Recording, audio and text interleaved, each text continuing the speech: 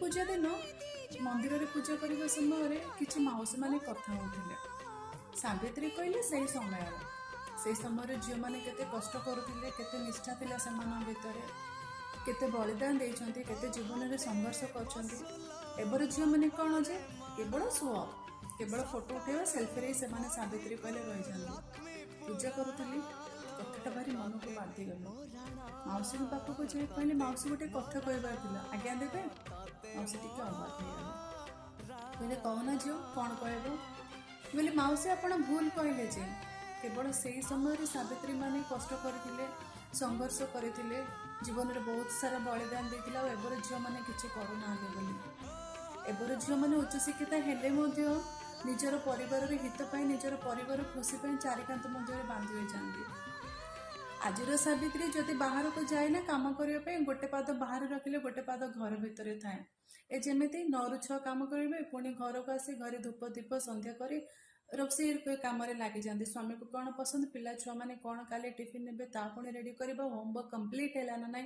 से चेक कर सका उठिले छुआ पुणी ठीक टाइम केमी स्कूल पहुंचो से टेंशन भी मुंडे थाए हाँ एबर सावित्री निजको टिके भल पाइबा शिखी जाइछंती से आपड़ जमती कहले ए सेल्फी फोटो रील्स टिके कर दियंती निज मन को बुझे देवाई आपण मैंने जदि संघर्ष कर समय नारी यही समय सावित्री मध्य किसी कम संघर्ष करने मौसी कहीं जानी पाटे चुप करदे